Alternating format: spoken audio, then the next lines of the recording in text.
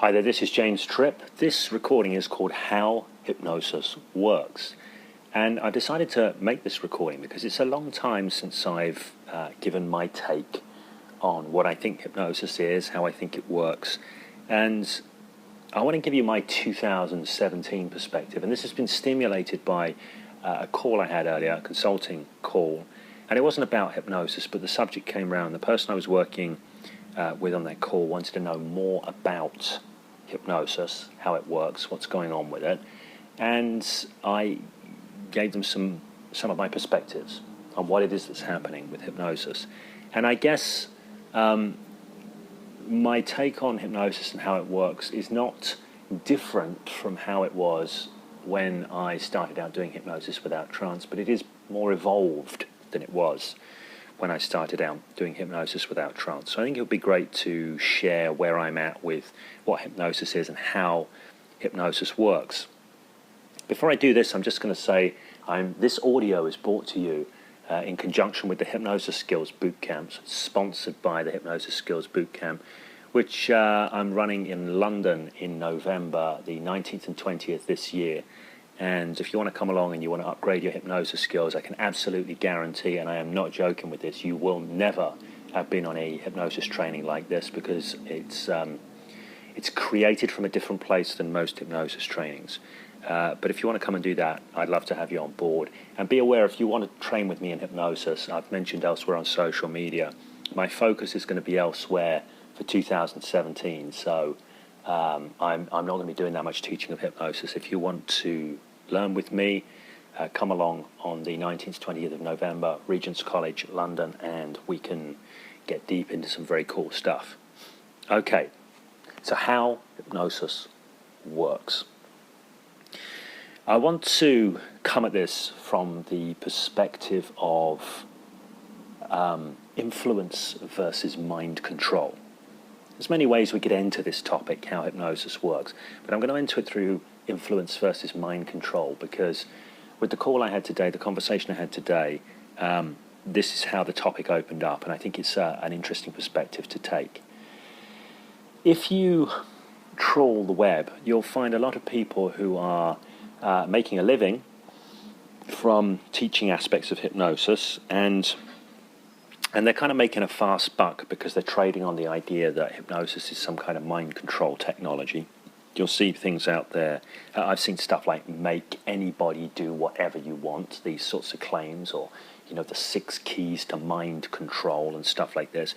And it's a very sexy way to sell hypnosis. It appeals to some popular conceptualizations about hypnosis. Indeed, my daughter is addicted to a series of books at the moment which are about a girl who learns hypnosis and controls people around them and gets them to do stuff. I said to her, do you want to learn real hypnosis? And she said, oh, I like this stuff. So there you go, fair enough. But the thing is, you see, that stuff is BS. In my view, it's BS. It may be a sexy way to sell hypnosis. It may be a great way for online marketers to make money from hypnosis, but it isn't really how hypnosis works. Hypnosis is not mind control. Now, what I mean by that is there is no magical formulas within hypnosis that when you apply them, you can make particular outcomes come about every single time. Okay? There aren't special buttons that you can press which always lead to utterly predictable outcomes. What we're dealing with when we are hypnotizing is we are dealing with complex systems, chaotic systems. Other human beings are infinitely complex. The world that they operate within, the context they operate within, are infinitely complex. So we're dealing with very complex biopsychosocial systems. And we can't control those systems. But when we understand them, and we understand what we have at our disposal by means of the tools of language and communication, we can nudge those systems, we can influence those systems in such a way as we can steer them in particular directions. Okay, we can steer them in particular directions. And for me, this is what hypnosis is all about. It's about the use of language and communication to direct attention, lead cognition, and seed ideas in order to shift somebody in terms of their experience of reality. It could be their experience of themselves, experience of the moment, and that in turn reflects in their behaviors as well, what comes out in terms of behaviors.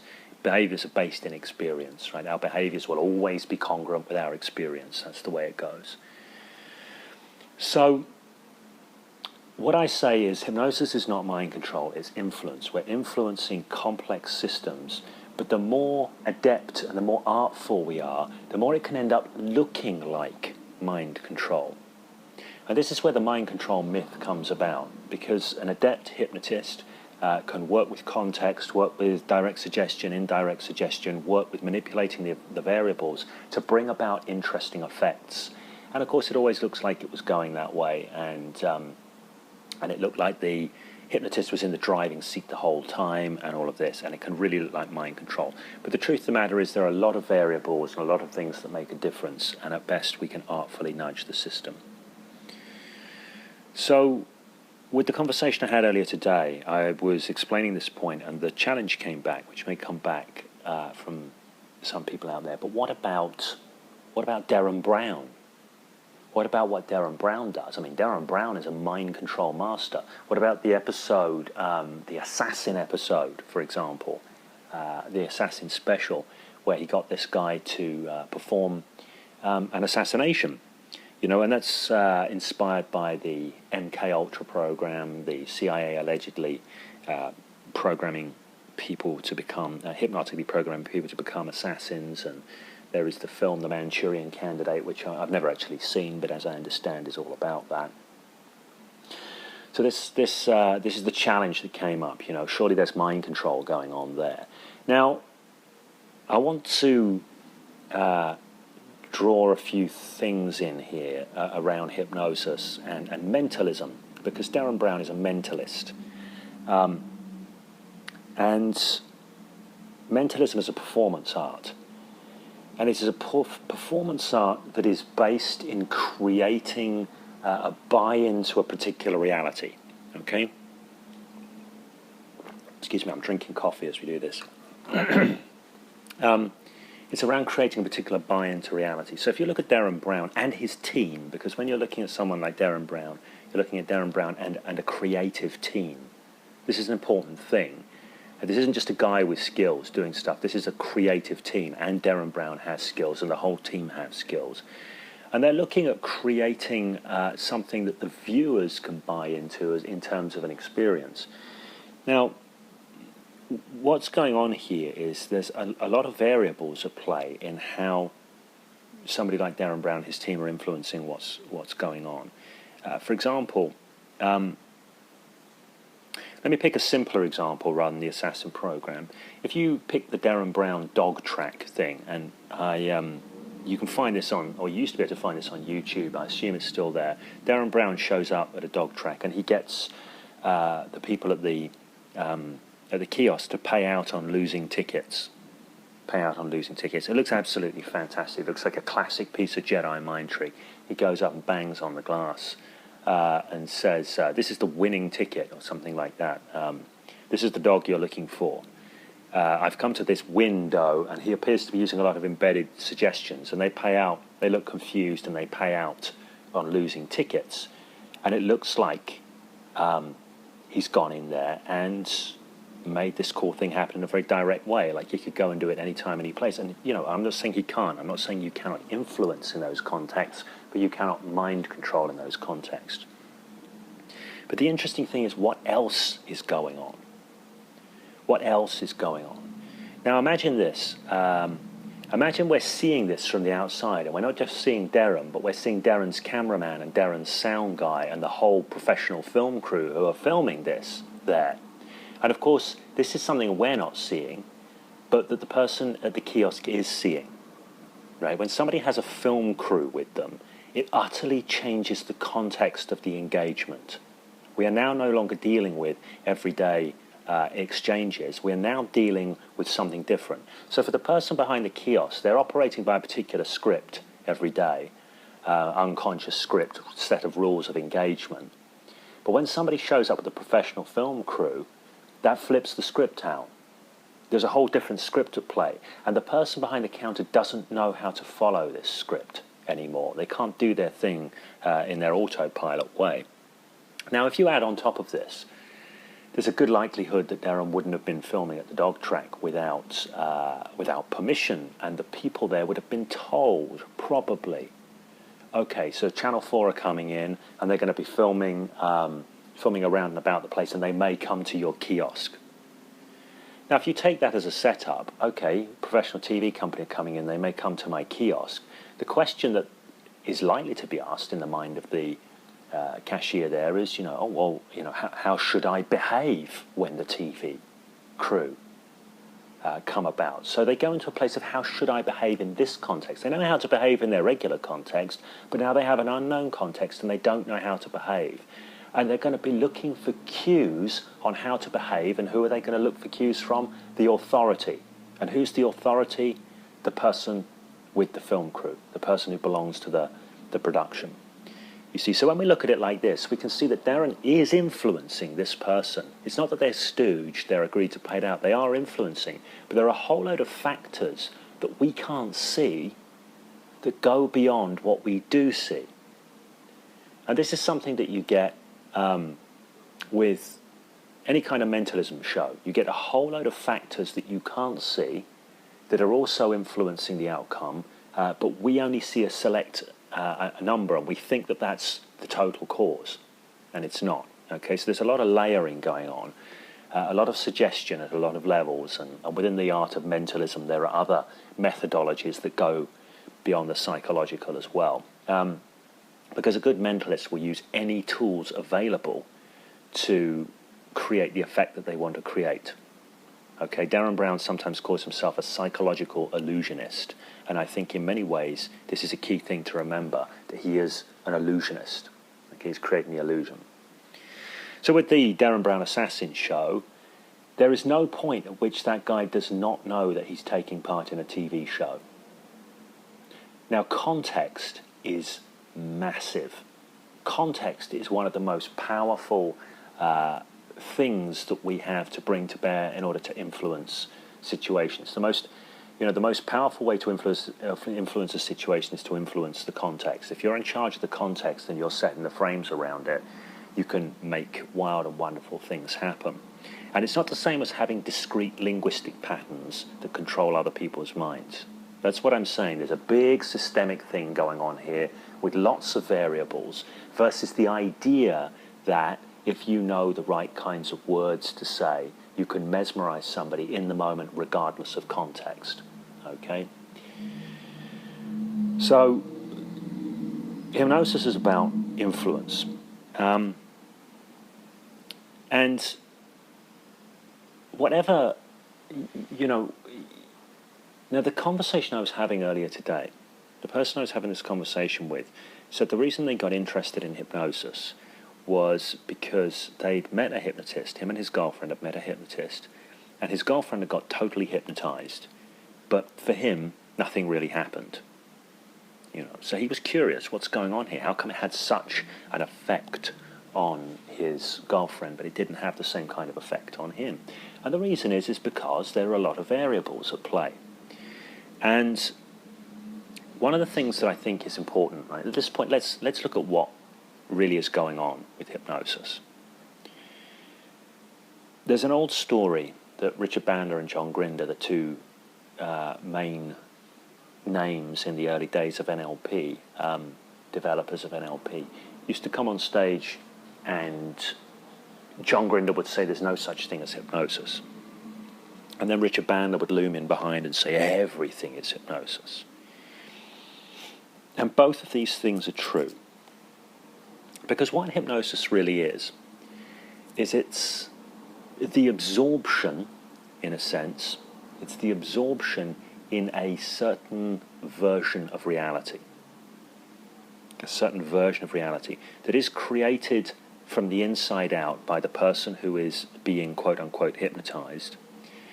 They are shaping their experience of reality from the inside out, psychologically, cognitively, neurologically. In a sense, hypnosis is just imagination. but it's the deep absorption in imagination to the point that that imagination, what is imagined, seems real. Okay? There's the absorption in an imaginative act to the point that it seems real. So, for example, if you see a classic hypnotic phenomenon, one of the very first things I put out, and I often reference it, put out on YouTube, was a hand stick tutorial. I'm doing a hand stick with somebody, and I used to do a lot of these when I was out and about. It would be my typical way of opening when I was doing informal hypnosis in bars. Really what's going on with a hand stick is somebody is imagining that their hand is stuck to the table. That's what they're doing. And they are going so deeply into that, they are immersing themselves so deeply in that imaginative act that their body responds by locking their muscles up and creating the experience fully and vividly. And while their mind-body creates the experience fully and vividly, that is what they experience. So, a hand stick is a fully imagined event that somebody is immersed in fully, to the point where they're so had by it that it doesn't seem like an imagined event anymore. It seems like a real event. Now, the way this relates to the idea that everything is hypnosis is that this is happening to us all the time. In any given moment in our lives, we are in one form of hypnotic trance or another, one form of hypnotic loop or another. We are in one imagined event that we are so fully immersed in that it seems real.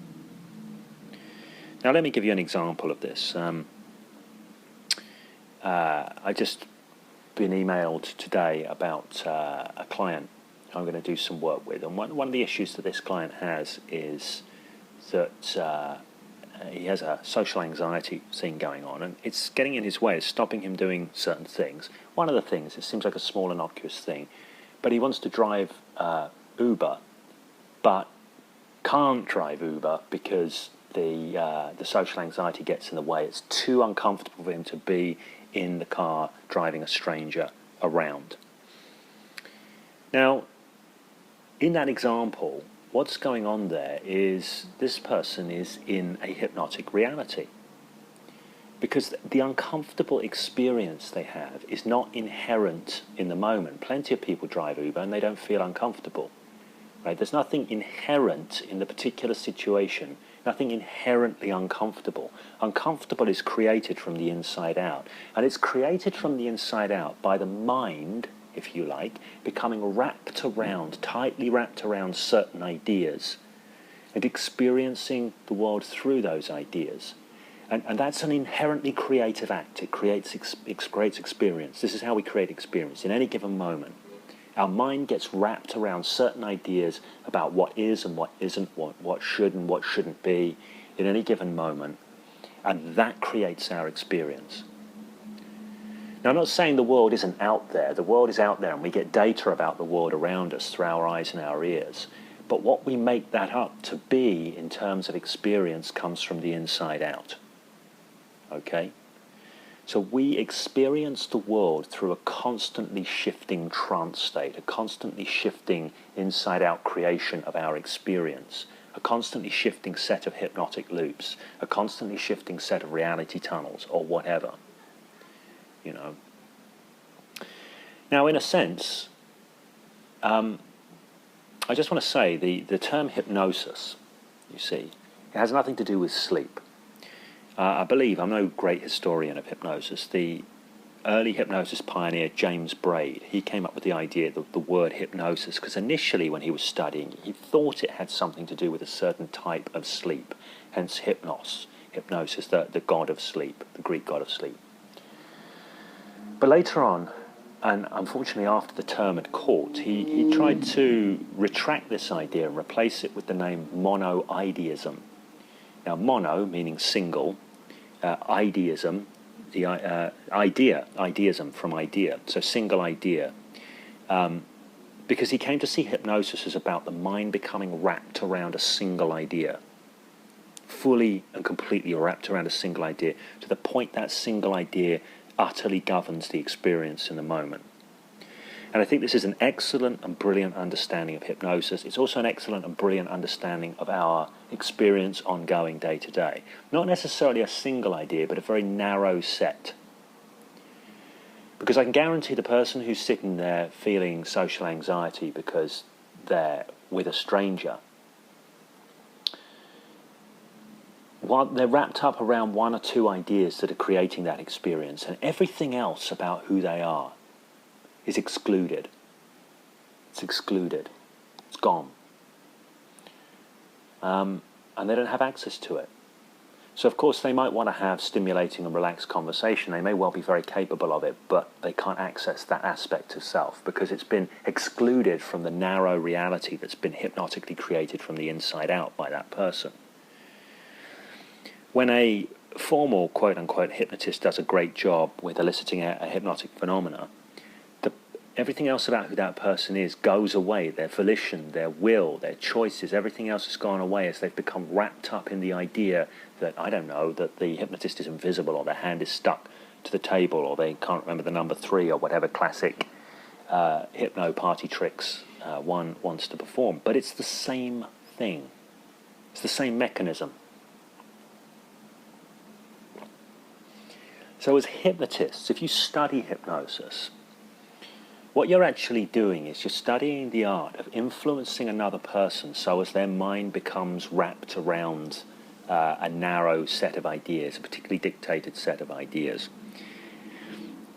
Now, going back to the example of the person that I was having a conversation with earlier, they were talking about how their girlfriend had experienced this hypnosis and they hadn't. And I said, well, this is what happened, is she's just become fully absorbed in what's been suggested by the hypnotist. She's gone there fully and completely in her mind, in her imagination, and become deeply embedded in that to the point where it's become a vivid experience for her that she gets caught up inside of.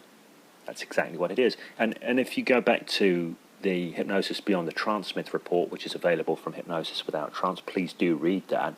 It has the hypnotic loop model, which unpacks that process of absorption in more detail. It also gives us some choices about influence points around it as well, but I'm not going to get into that right here. So she will become fully absorbed. And I said to him, well, whereas you, on the other hand, you were probably staying outside of the experience, and you were probably analysing it and asking questions about it and critiquing it and this kind of thing. And he said, yeah, that's exactly what he was doing. It was being suggested that his foot was stuck, and he was thinking, well, I don't know if it is, and I'm going to test it a bit. Now, this is an important thing to understand around hypnosis and doing hypnosis, is somebody's either fully absorbed in the experience, or they can be kind of half in, half out, critiquing it, or they can be all the way outside going, this is nonsense. This is absolute, utter nonsense, right? And that doesn't matter whether it's an official hypnotic phenomena elicited by a hypnotist or something that somebody is experiencing in their lives. You know, people will say things like, you know, one day I just suddenly thought, how ridiculous is it that I'm doing X, Y, and Z? And then the problem went away. You know, I just looked at myself and I laughed. So somebody can wake up from a trance or a hypnotic loop at any point, and they can do so by bringing their critical faculty to bear upon it. If somebody's driving along and they think, oh my God, there's an awkward silence, they suddenly go, oh, I'm making this. This isn't really an awkward silence. There's no such thing as an awkward silence, in fact. There's only awkwardness that I'm creating. If they had that realization, that critical breakdown would pop them out of the trance that they were in, the reality tunnel, the hypnotic loop, whatever you want to call it, you see. So we can wake up, we can disembed, we can come outside of and critique what's going on.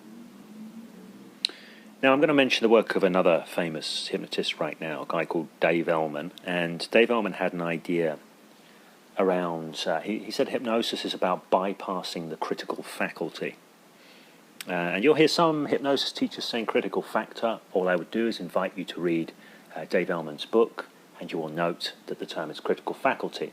And grammatically speaking, that also makes more sense, but I'm not going to riff on that old chestnut for me. And he was really onto something here. This is a huge piece, because the person who brings their critical faculty, i.e. the part of them that reality tests, is this really so? I mean, I don't think, the person who brings that to bear is going to bust the trance that they're in. And that doesn't matter whether it's an internally generated trance or one that's being attempted to be evoked by a quote-unquote hypnotist. It doesn't make any difference. The critical faculty is the trance killer. The critical faculty is the reality tunnel buster. The critical faculty is the hypnotic loop disruptor, if you like. It's a powerful thing, the critical faculty. So Elman said you want to get it offline. Sometimes with clients, I want to bring the critical faculty online, because if somebody gets to the point where, let's say they're caught up in a trance that says, oh no, I'm going to run out of things to say and this person's going to think I'm an idiot. Now, all the time they're caught up in those thoughts, believing those thoughts, mistaking those thoughts for facts, the resulting hypnotic experience will be unpleasant for them. But if they pop out and they go, hang on a second, is it really true? Does it really matter? Does it really matter? Is there really a rule that says I have to be chit-chatting away the whole damn time? Who says it's not perfectly okay to sit in silence? And you know what? What does it matter what this person thinks of me? What difference does it make to who I am, what they think? Do I really want to continue living my life in reaction to ideas like these? So if the critical faculty comes to bear upon any trance, any reality tunnel, boom, it pops it out. So, influence, mind control. You've got a hypnotist and a couple, guy and a girl. She experiences all sorts of interesting, wild things. He experiences nothing but his critical faculty criticizing, critiquing, pulling apart, breaking down. This is a variable that's at play. This is one of the reasons why we don't have this mind control thing going on, because some people are more ready to engage their critical faculty, and some people are more ready to keep it offline. I have this distinction. I used to teach. I haven't taught any hypnosis for nearly a year now, so I can't say I do teach because I haven't been teaching hypnosis. But when I was teaching hypnosis, and I will probably teach this again, I used to have this distinction that I would bring out of reality testers versus experiencers. Experiencers versus reality testers. And an experiencer is somebody who has a tendency to just dive in fully into an imagined experience. They immerse themselves fully, and their critical faculty is offline. They engage their creative faculty, their imaginative faculty, to fully create their experience in the moment. And their critical faculty is offline, and they usually have fun doing it, and it's fantastic. And that's what you might call a good hypnotic subject, what a hypnotist might call a good hypnotic subject. An experiencer, somebody who dives in fully to the reality that you and the subject, quote unquote, are creating together. A reality tester is someone that's like, is this really so? I don't think that this is the case. And they're going to keep themselves out of it.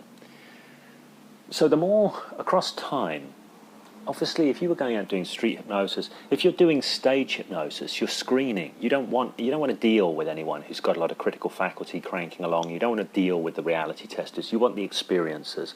So as a stage hypnotist, you'll screen for the experiencers. The experiencers will go up. Sometimes some reality testers will slip through the gap and the stage hypnotist will send them back. They'll do all that kind of thing. And with street hypnosis, it's the same kind of thing. You can do the same kind of thing. Although with street hypnosis, you have a smaller number of people that you're going to be working with. So it pays to start to develop skill in moving people across the threshold from reality testing to experiencing. Now, there's no exact science to doing this, but there's lots of tips, tricks, techniques, ways of approaching it that can help move somebody across from the realm of being a reality tester to an experiencer, because everybody has the capacity to experience hypnosis. In fact, not only do they have the capacity, they're doing it all day, every day. Right now, I am speaking to you from a trance that I'm in. I am in a particular trance. It's a narrowing of bandwidth. Everything else about who I am is excluded. In that moment when I was just speaking, I wasn't thinking about my wife or my kids or what I'm doing at the moment in life or where I'm going, where I'm headed, where I've come from, my childhood. I wasn't accessing anything else. You know, I'm not accessing other ways of being in that moment because I'm in this trance that's sharing these ideas about hypnosis.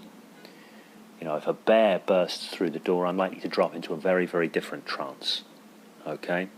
And what I experience will be experienced from the inside out. It will be my rendering of the information that's coming in through my senses. And that will be unique to me. It will be a particular hypnotic trance. So here's the thing. Anyone who says they can't be hypnotized, they're wrong.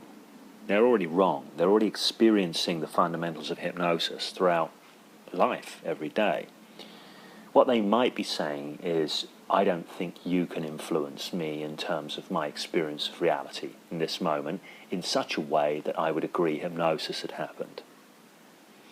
But a lot of that's to do with their frames about what hypnosis is and what hypnosis isn't. Personally speaking, I find that hypnosis is often a lot easier to get if I don't insist upon it, if I don't try and prove it exists. Once I let go of trying to prove that hypnosis exists, then people haven't got anything to push back against if they have an inclination to do so.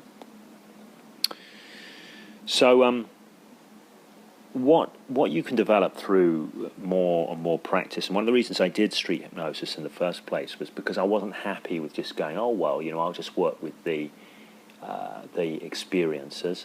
I wanted to get good at moving reality testers across the threshold. So I used to go out and do a lot of street hypnosis to find ways of doing that, to figure solutions, ways of elegantly engaging people, ways of playing with the context, manipulating things so that people would cross that threshold. And I got better and better and better at doing it. And am I 100% good at doing it? No, I'm not. Nobody is. I cannot mind control anybody, merely influence. So that's most of what I wanted to say on this. People are experiencing hypnosis all the time. In fact, let me just say this last thing. The people who say I cannot be hypnotized are the people that, I'm not going to say they resist hypnosis, because it's not about resistance. It's about their choice, about how they relate to the moment, to the experience and all of that. If they bring their critical faculty to bear, they have every right to do so.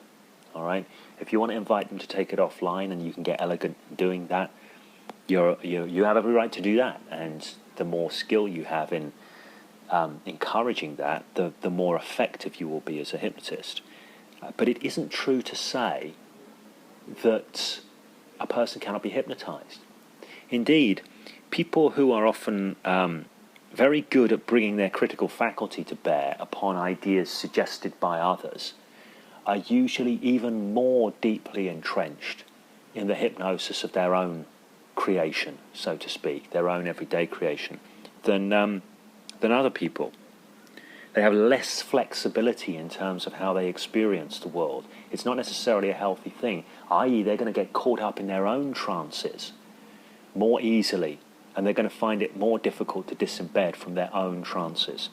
This often is the case. So reality testers are usually people that get stuck in their own renderings of reality, regardless of how well they're serving them. So it's not necessarily a healthy thing. I'll just say a little bit here, because I've talked about hypnosis in terms of everyday experience. I've talked about hypnosis in terms of more classic stuff of being a hypnotist, doing hypnosis. I want to just mention it in terms of change work, helping people change patterns in their lives. This idea of critical faculty is really useful here, and the opposite, its counterpart, creative faculty. You see, because the creative faculty are all the imaginative components of our mind that create experiences from the inside out, right? Let's put them under the header, creative faculty. All of the cognitive processes that criticize, break down, analyze, do all of this kind of stuff, that can go under the banner critical faculty. So basically, Elman was kind of right. We do need to bypass the critical faculty, but we also want to engage the creative faculty when we are doing hypnosis. Now, in everyday life, we create our trance experiences, create our reality tunnels, create our states through the exercise of our creative faculty. So somebody who has social anxiety, they can't drive the stranger and do Ubering. From the inside out, they're using their creative faculty to create awkwardness, to create, there's no such thing as an awkward silence. Silence is just silence. For it to be awkward, somebody has to feel a certain way about it. So you could get two people sat there in silence. One of them is feeling that it's awkward, and the other one is just is what it is. They're totally zen about the whole thing, right? So the one who's creating it from the inside out as being awkward, they're creating awkward. It's a hypnotic creation, if you like. It's a reality tunnel. It's a trance. It's a hypnotic loop. They create it from the inside out with their creative faculty. Now, if you sat down with that person and said, come on, you don't need to worry about this because da-da-da-da-da-da-da, there's a good chance they will then bring their critical faculty to bear upon what you suggest. So they will use their critical faculty to defend what they are creating with their creative faculty as reality, if that makes sense. Now, the creative faculty and the critical faculty are powerful things. They serve roles and they serve functions. Often with change work, what I'm doing when I'm helping people to step out beyond themselves, to repattern themselves, to change their engagement with life, is I'm helping them switch things round so that they can start to bring their critical faculty to bear upon their own assumptions. They can start bringing their critical faculty to bear upon the ideas that are the bedrock of the trances that they're suffering from. Okay? Instead of defending the trances, they are undermining the trances, the toxic trances that they want to change. And then I want to help them utilize their creative faculty to explore new possibilities of being and responding.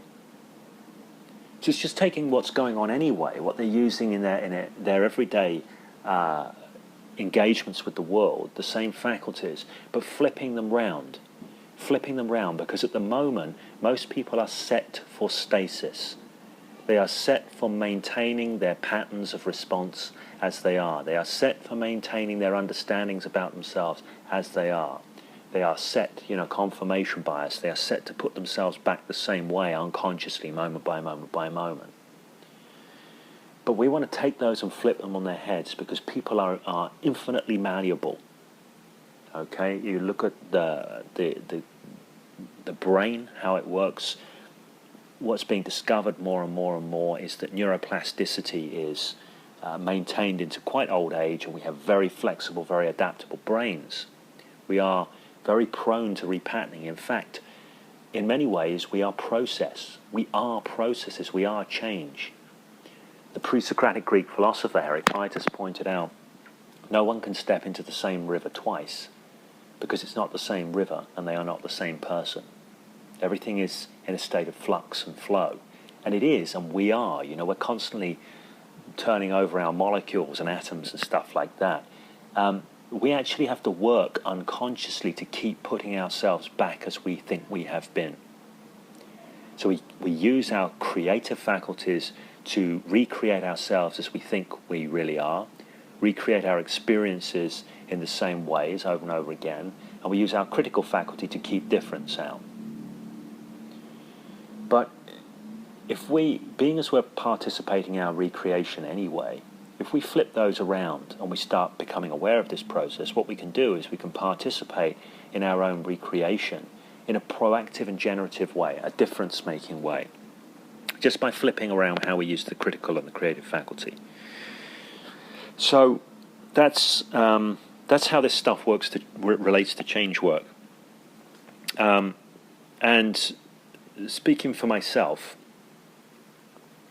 I don't think of myself as 100% like, I'm a hypnotist and that's what I do, change work-wise. Hypnosis is just a word, ultimately, made up by James Braid. He changed his mind about the word anyway. Okay, what we're really trying to understand is some interesting phenomena here that can occur in abstract contexts, i.e. like a formal hypnosis session, but actually occur in everyday contexts as well. And what we're trying to do is understand them, and in terms of change work, utilize this understanding to help people make changes. So in some senses, I could say, yeah, I'm a hypnotist, right? And that's how I help people make changes. But it's equally true to say that I'm a de-hypnotist. I help de-hypnotize people as much as I help to hypnotize them. I help to bust up old reality tunnels, old hypnotic loops, old trance sets, old responses. I help to bust those up as much as I help people explore and create new ones. In fact, I never install new ways of being in people because there's no way of doing that ecologically. I can only work with the full intelligence of my clients, the totality of who they are, and the innate intelligence within the system that they are, to explore possibilities and create something new. Busting up old trances is easier than creating new replacements, but there's no way I can be smart enough to install that and force that in the system. Again, it's not about mind control. What I can do is I can assist somebody in connecting with their, what I sometimes call their generative faculty, the aspect of self that is able to recreate themselves and create new ways of being in the world, and bring that back online. It runs very strongly when we're kids and tends to back off when we're adults. Bring that strongly back online so people can create new and better adapted ways of being in the contexts where they want to be better adapted in their lives. So that's how the whole thing kind of fits together. I'm going to just turn my page here so I'm not rustling. I did make some notes. There was a different title I had for this. Oh yeah, it's right there in front of me. I was negatively hallucinating it. That's an interesting thing. The Realms of Hypnosis. I thought about calling this The Realms of Hypnosis before changing it to How Hypnosis Works. Maybe I'll call it both, How Hypnosis Works, The Realms of Hypnosis. Because hypnosis is just a word. What we're really dealing with is people's psychological and cognitive faculties and how they work to shape experiences of reality. And we're looking as quote-unquote hypnotists in how to influence that. But there are realms of this. There's the fun, the messing about, the street hypnosis, stage hypnosis, all of that kind of thing. Then there's everyday hypnosis. Because believe me, you are being gripped by an inside-out generated trance in every single moment. The question is, how wide is the bandwidth of that trance, or how narrow? Is it including more of who you are and your capacity, or is it excluding and cutting out more of who you are? And high performance states, by the way, they're highly excluding states. They're very narrow trance states. So it isn't the case that narrow is bad and broad is good. They just work differently. Broad is generative. Narrow is good for high performance. And that might be high performance of anxiety. It might be high performance of depression, right? But it might be high performance of climbing a rock face. Or it might be high performance of playing a tennis match at a really high level, or creating a business, or whatever, you know. So this is how it works. So this is second realm. Second realm is everyday life, where we can see hypnosis at play. And the third realm is looking at our engagement with everyday life and repatterning that engagement. How do we change how we show up and how we engage with the world? And all of these areas, they relate to each other because they're all based on the same thing. So, this is how hypnosis works. Hypnosis works through people generating their experience of reality from the inside out, but how that experience is generated from the inside out is open to influence from the outside in. And a hypnotist is being an outside-in agent to assist somebody in shifting what they're experiencing from the inside out. If they are artful, if they are skilled, if they are, you know, the deeper they get into the art, the more options, the more choices they have available to them in how they're influencing that complex system that is the other person or persons. You know, the more they're able to do, the more they're able to see, the more they're able to respond themselves as to what's actually happening in the moment. And this is why hypnosis is a skill set. This is why it is a skill set and a knowledge and understanding set. It's got nothing to do with special magic phrases or magic words. Of course, there are ways of using language, but there are no pre-prescribable scripts that will get particular effects. Scripts don't hypnotize. Words don't even hypnotize. It's how those words are used. Listen to this. Imagine somebody says to you, who are you? Right? And then they say to you, who are you? That is an entirely different message. Same words, different message. Now, how you take that isn't just down to the non-verbal shift. Everything else will be affecting that as well. The context you're in, the pre-existing state of mind, where you are, who you see me as being, all of these things will come into play. These are all factors in how you get influenced by an exchange, which could be coded down to 3 words. There's nothing inherently magical in the 3 words. Of course, they're part of the influence picture as well, but they don't contain the full juice, so to speak. Okay, so that's how hypnosis works. The hypnosis without trance definition for hypnotists is the use of language and communication, because those are your tools, to direct attention, lead cognition, and seed ideas, because that's what you're moving in terms of somebody's mind, for the purpose of shifting a person's experience of reality. Right? That's what it comes down to within the realm of official hypnosis. But in the everyday sense, hypnosis works because we use our minds to shape and create our experience of each given moment from the inside out. Sure, we receive data coming in through our senses, but how we render that up to be in terms of our experience that's the essence of hypnosis. And this is why we can influence it. It is an everyday thing.